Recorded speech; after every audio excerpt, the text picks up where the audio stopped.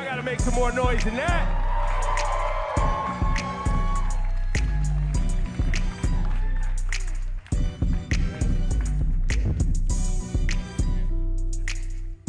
Good morning. How you doing? You know, Kendrick, it's a little bit surreal to actually see you in the flesh because you've always made it a point of just letting the music speak for yourself, which is something I really respect. But the spotlight has been shining so bright for the past few months. I've just been wondering how you've been processing behind the scenes, how you've been feeling about everything happening, all the success. It's just really just I want to look at it like it's just a continuum of who I am, really. I've always stayed to myself. I've always been in my own bubble, whether it's with the fam or whether it's training. How I process it all is just I continue to do what I was doing 10 years ago, and that's like be better in myself, better in the craft, and not look at it as bright lights, you know? And it may sound cliche, but it always worked for me, even when I was younger, you know, playing sports or being in the forefront of presentations and stuff like that. It was like, I gotta look at myself in the mirror rather than looking at it as a crowd or, you know, fame and attention.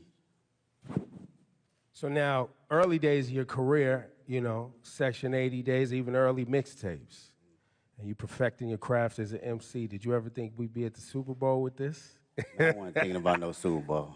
You never thought about the Super I Bowl wasn't with thinking this? about no Super Bowl for sure.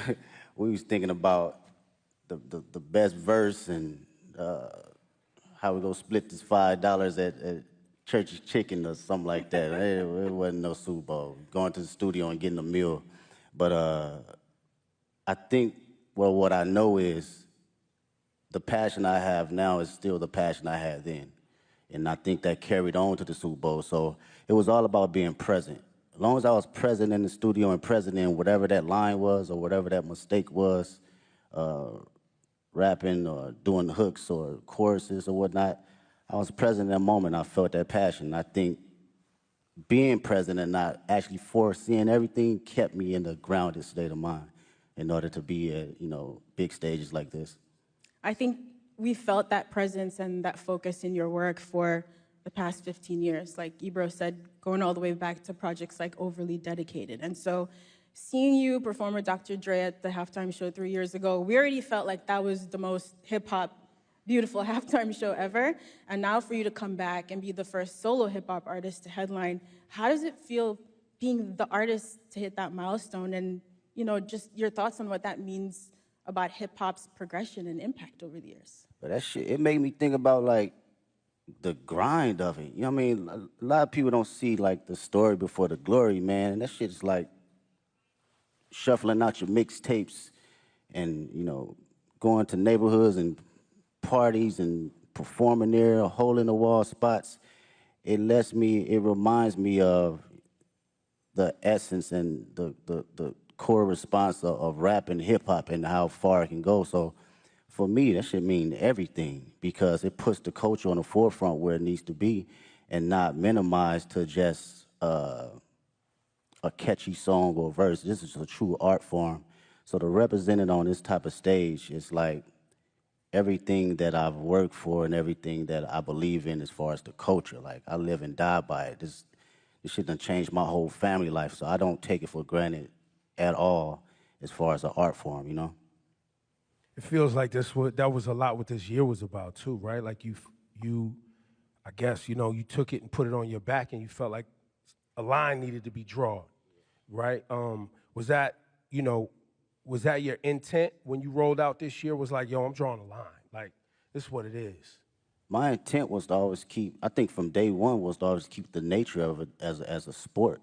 You know, I don't care how motherfuckers look at it as far as like, as a collaborative effort, you know, that's cool too, but I love when artists grit their teeth. Like I still watch battle raps. I still watch Smack URL from Murder Mook to Lux to Tay Rock, you know, my bro Daylight. This has always been the core definition of who I am, and it's been that way since day one. So I don't think it was a thing for this year. It was always just a continuum. And what I will say about this year, it was more from a space where I think a lot of people was putting rap to the back, and you didn't see that. You didn't see that grit. You didn't see that bite anymore. So I always took that in consideration in going into any type of my music. That's interesting. So I hope this makes sense, right? You know, we've been following your journey for about 15 years, and you have been so consistent in the messaging and the focus, like you said, and you've always moved with integrity. So in a lot of ways, I feel like we thought we knew exactly who you were as an artist in a positive way. And then last year, it felt like you unlocked a whole new dimension for us. But that person, like you said, was always in there. But I'm wondering, do you still surprise yourself sometimes? Did you surprise yourself last year, or was it just us, the fans, with our jaws on the floor, just stunned? That's a good question. Surprised myself? Nah, I don't think I surprised myself because this, for me and for my partners that's been around me since 2005, 2006, like my brothers, they know my personality. They know my capabilities, even when it wasn't presented to the public at first, right? So this is just like a revolving door of what I've been doing in Carson Studios, at the Homie Garage, or my brothers at TDE, or just anybody around the city of Compton in LA. It's just magnified to the level where I've progressed it and did enough hours to know, okay, I know where to place it now. I know how to make it connect with people. It feels like each album, too, getting to this point was like, it was an album for the culture, and it was an album for the critics. You know what I mean? And then it was for the critics, Yeah. and then GNX comes along, and it's like, nah. This is an album for anybody, everybody, and anybody who want it at any time. And you brought that energy, and the energy you brought on GNX was an energy that I don't think was really happening in hip hop. Like, it's a Public Enemy level energy. It's a Ice Cube, America's Most Wanted energy. For sure. Like, it's a classic, timeless energy. Talk about your headspace between Mr. Morale and this GNX. Yeah, no, that's great. Go back even further, man. Speaking on that energy, like it's my cousins was like DJ Quick, and Dre, these folks that my people was playing. So I always had that DNA. And you heard that DNA a little bit on Good Kid, Mad City, but I wanted to tell my story first, right? And fast forward to GNX, I felt it was just a perfect time because not only the energy was lost, but it was an energy that was bubbling inside of me as well. I wanted to go back to the forefront of just the bite and just the grit of rap, just all raps and hard-ass beats. And that's like the basics for me. I thought about, damn, what I used to like when I was a kid. Hard raps, good beats, that's smacking, right? And it was a great transition from Mr. Morale because that was my most intimate. I wanted to go inside of my own psyche and my own personal withdrawals and see how it connects with the public and who can relate. So during this time around, I think it was necessary coming out of that cocoon and feeling like, okay, I arrived now. I can spread my wings and show every state of who I am as far as Kendrick Lamar. And you really did spread your wings. I mean, you just came off a huge Grammy wins. You walked away with 5 awards, and you won Not Like Us won for Song and Record of the Year, which in itself is remarkable. But I think for people who love and respect hip-hop and the roots of this culture, the competitive spirit of it, it has been a little bit mind-bending that you created this massive cultural award-winning anthem out of a battle rap song. And how is that something, after you got off that Grammy stage, you got home in some quiet time, what was going through your head? I was just thinking about the culture, really. It's always that for me first. I'm not even bullshitting with you. It's like, when people talk about rap, man, the conversations I hear, they think it's just rap and it's not an actual art form. So when you put records like that at the forefront, it reminds people that this is more than just something that came 50 years ago. They forget that it's even been here 50 years, right? And like kind of like belittle it. So I love to see that it gets that type of recognition for just straight raps, from awards to the billboards, all that, because this is this is truly just as big as an art form and a genre as any other genre. So that's what I think about. And I feel accomplished being able to do that.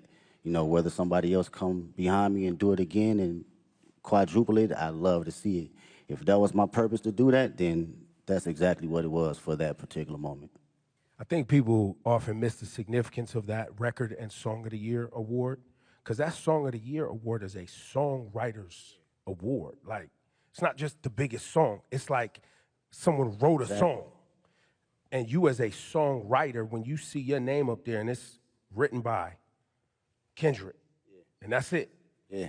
That's powerful. And I think to what you're saying, I think there's a lot of people who have become fans of hip hop, and they, you know, you like the songs you hear and know, but you're not actually tapped into the work that it takes for you to generate the output, the art. Exactly, man. As a writer, you know, and that's what I can appreciate the most. And knowing how much time I dedicated over the years in just trial and error, writing the most terrible shit to some of the greatest shit. You know, we all do it, from writer's block to figuring out how to find inspiration from the most non-popular aspects around me. So it's like, knowing that trial and knowing what I put in as far as my thinking process and what it takes to get there, I do not look at it as a small, like, endeavor because it's a hit record. No, it's actually some writing in that shit.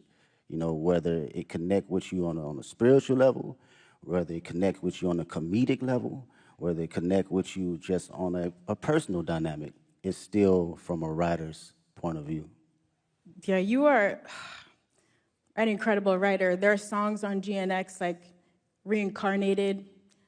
I didn't know what to do with that song for the first few times I heard of it, just trying to figure out where you possibly came up with the inspiration for a record like that. Like, when you're working on those songs, are you going through multiple versions until the right thing comes to you? It's hard to fathom, I guess is what I'm saying. Yeah, well, records like that, first off, shout out to Tupac. That's the number one inspiration. That was always one of my favorite records from him and Outlaws.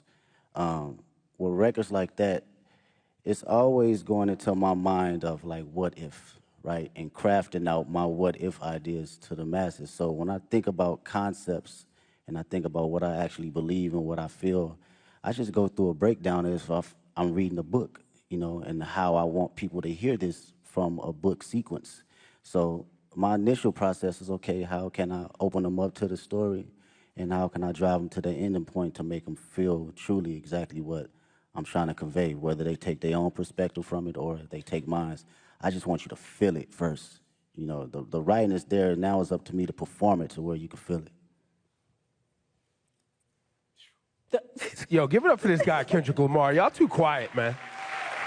This guy, you know, this guy he doesn't sit down and do this too often, so this is a very special conversation. We appreciate you, bro. I really do. And shout to SZA too, because you guys are making history right now. And you've seen her from her humble beginnings like she's seen you from your humble beginnings. You've watched her find success, and now y'all sharing the stage at the Super Bowl. This humongous tour that's rolling out next year. Talk about this moment in both of y'all's career. Have you guys had a chance to even see each other in this moment and be like, yo, like? We haven't even had a chance to crash out about it because everything been moving fast, like far as production and rehearsals and stuff. So we speak, but we haven't really got a chance to settle into the moment. For me personally, watching her, her career and where she's come from, it's amazing to see. I get to finally see how certain individuals see me come up in the process, because I seen her day one coming in the studio and writing songs, throwing away songs, writing another song, throwing away songs, and songs is hard. And I understood that process, though, wanting to be great. You know, even when people saying, this is classic records, you're like, no, I'm gonna write another one.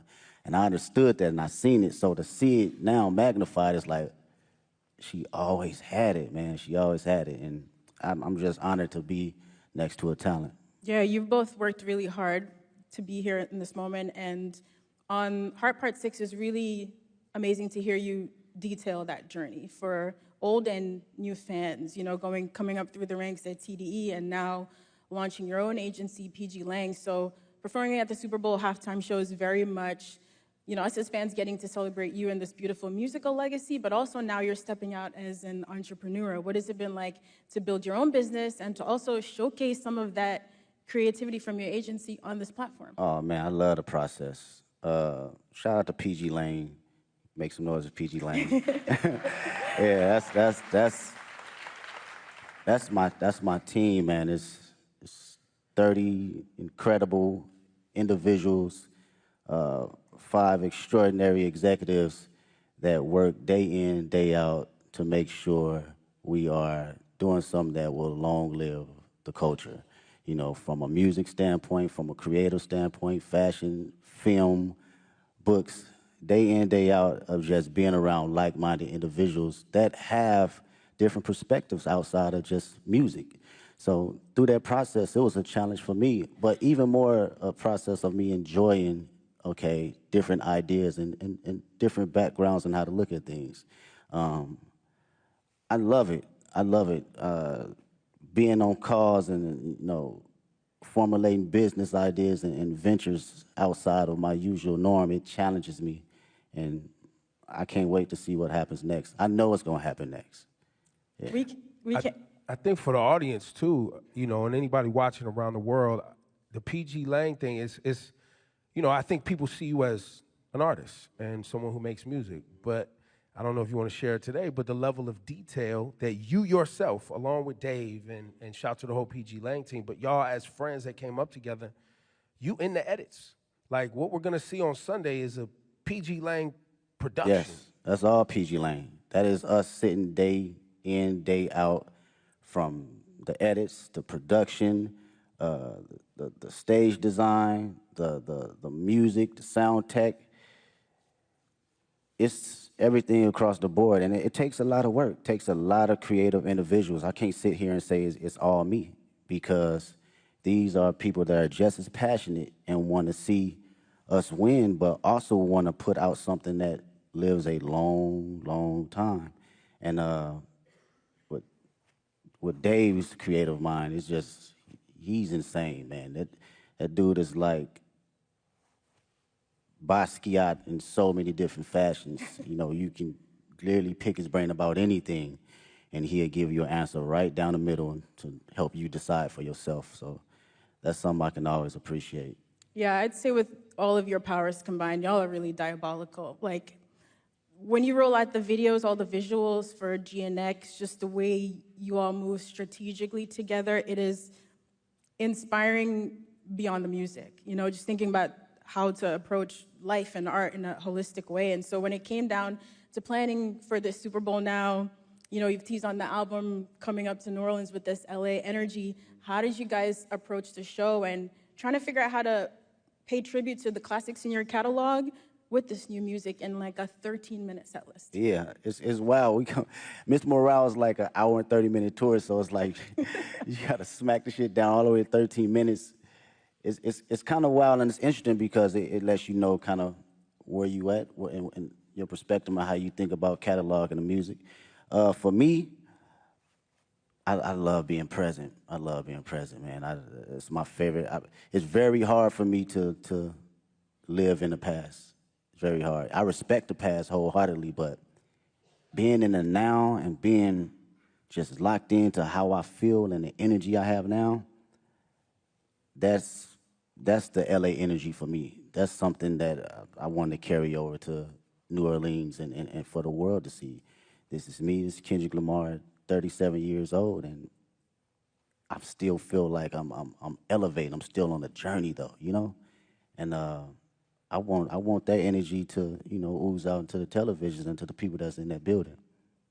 Well, and on that, you know, the connection between black culture and New Orleans and how important and shaping our ancestors were in this town, music, jazz, all that. You always put our culture and black culture at the forefront of your brand, your music. Same thing in LA. A lot of our family members moved out to California from the South for new opportunities. Man, so there's a big connection between LA and the South. So when you say you walked in to New Orleans with that LA etiquette and all of that, I don't know if people really grasp that, but you got to be feeling that energy, bar. like when you are out ready on Sunday to do your thing. That's a bar. It's crazy, bro. Out of all my friends, LA, us growing up, all our grandparents either from Louisiana, Texas, Chicago, like period. So our dialect and how we talk, it gauges from like the South and like the Bay Area. So like going to the store, we say finna. I'm finna go to the store. Like that's some South shit, you know what I'm saying? That's not no LA, right? So that energy right there, and you know making that correlation, it means a lot to me for people to understand that, and the culture and just being black, I can't help that, man. It's just not something that I think about or even try to like go. I'm black. Shit, it's just go. It's in you. It's not on you. Yeah, it's gonna come out every time. I can't sugarcoat it. You know, I can't downplay it. I'm at a point in my life I can't necessarily fake the funk for nothing, and I've always had an essence of that. But you know, you have kids and shit. That shit's like I have to be who I am authentically, and if you know the world can't accept that, then so be it. But who rocking with it, I'm gonna go put it all the way out there. You know, whether it's in private or whether it's on the main stage.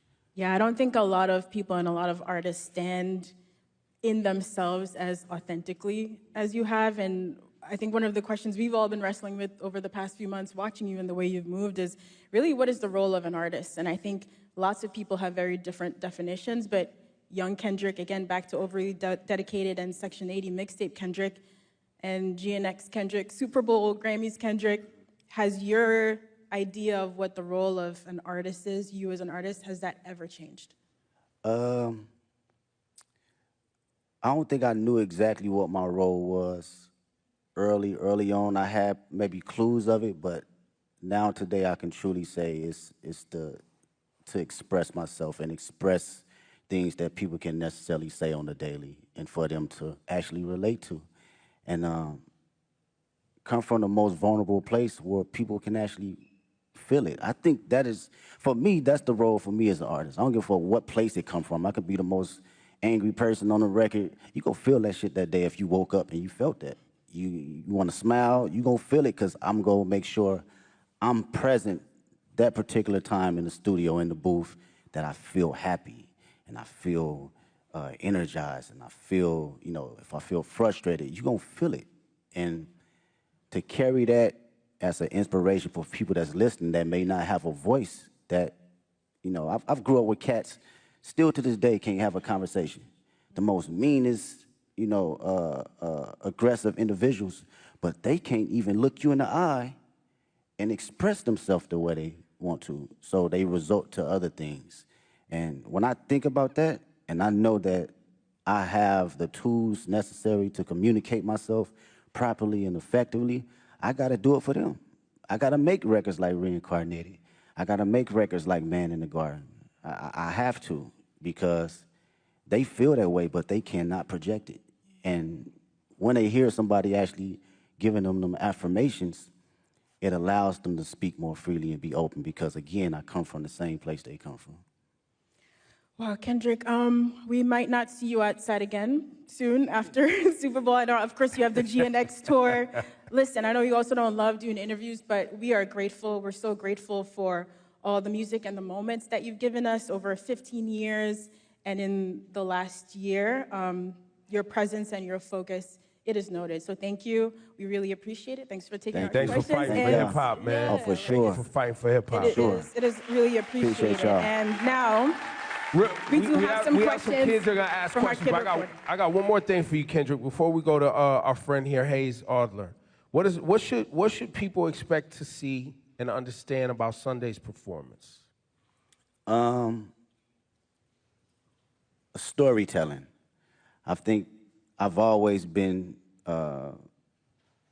very open about storytelling through all my catalog and my history of music, and I've always had a passion about bringing that on whatever stage I'm on. You know, whether it's a war tour or whether it's 500 people at Key Club. I've always had a form of that, so I like to be on that sense of, you know, make people listen, but also see and think a little. I think this is going to be one of those performances where people are going to be digging up Easter eggs for I mean, that's the Kendrick years thing, to come, you know. right? Even when it's not an Easter egg, people gonna make one up, right, Ken? Hayes, this is Hayes Adler. He's got a question for you, What's up, Kendrick. man? Hi, Kendrick. What's going on? How do you prepare for such a big performance? Do you have a favorite way to stay healthy and active? Yeah, I do some laps, whether it's some sprints. If we talking about, let's go from, okay, on a physical level, I give you that. Maybe it's a 2-mile warm-up or a mile warm-up, maybe some push-ups, just to get the body movement. Sometimes you be out on that stage, man, and take you need some oil on your knees a little bit to get moving and get cranky. So physically, yeah, I'm just exercising the body, a little bit of stretching, a little bit of all that. And on a mental level, I'm usually playing some Isley Brothers just to calm not my nerves, but calm my excitement and just give it a balance, you know? So that's my prep right before I go out. Thank you, Hayes. Thank you so much. And now Alvin Williams. How you doing, sir? What's up, Kendrick? What's up, man? I'm a little with Big Brother and Big Sister New Orleans. What has mentorship meant to you during the course of your career? And if you could thank your mentors for believing in you, what would you say? Oh man, mentorship has been everything. To be around individuals that experienced every little thing that you think that you're the first person to go through it with it's a difficult task when you're a young individual because you're like, shit, you don't know what you're talking about. But as you progress and you be like, damn, he or she was right, you begin to understand life a little bit better and not be so judgmental to people that have been here before you, right?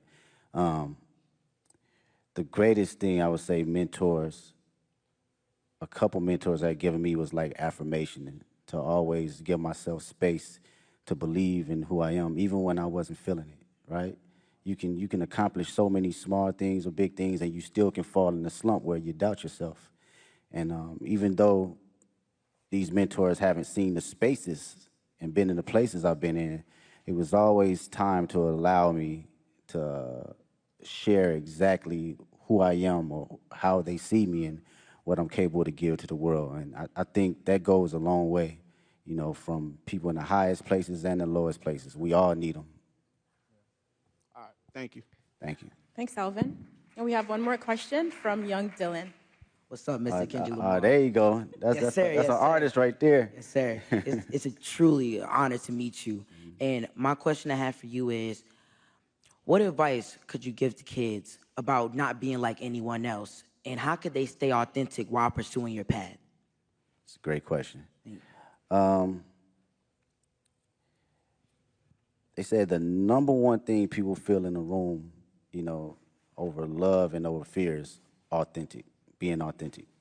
And this is my homegirl Ink actually, we was talking about this in the studio. She brought this in the studio. And I was like, damn, how many times I've been in a room where people felt you so intensely that it inspired them and it inspired the person next to them and inspired the people in their household. So how to stay authentic? Was that the question? Or you have to believe in yourself and have to know that it's only one you. You're an amazing individual, unique. You're a miracle. I wake up every day and I'm like, this shit is crazy.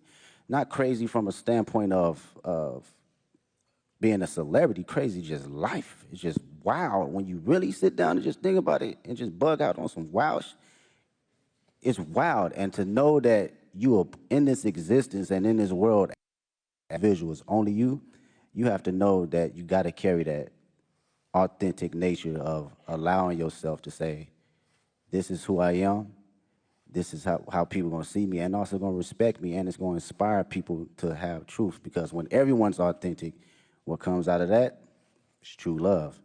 There's no boundaries. We don't have any courtship on judgment. We don't have any perception of being able to ridicule anyone, because you showing up as your true self, I'm showing up as my true self. and carrying that nature, it'll take you places. Appreciate His you. answers are just as thoughtful as in the music. It's ridiculous. Thank you, Dylan. Thank you, Kendrick. Appreciate you. Ladies and gentlemen, one more time for the great Kendrick Lamar, please. Thank you so much for your work and your dedication. We Thank appreciate you. Appreciate Go out there y'all. and have fun on Sunday. Thank you so much to everyone for joining us today. We can't wait to see Kendrick take the Super Bowl halftime show stage.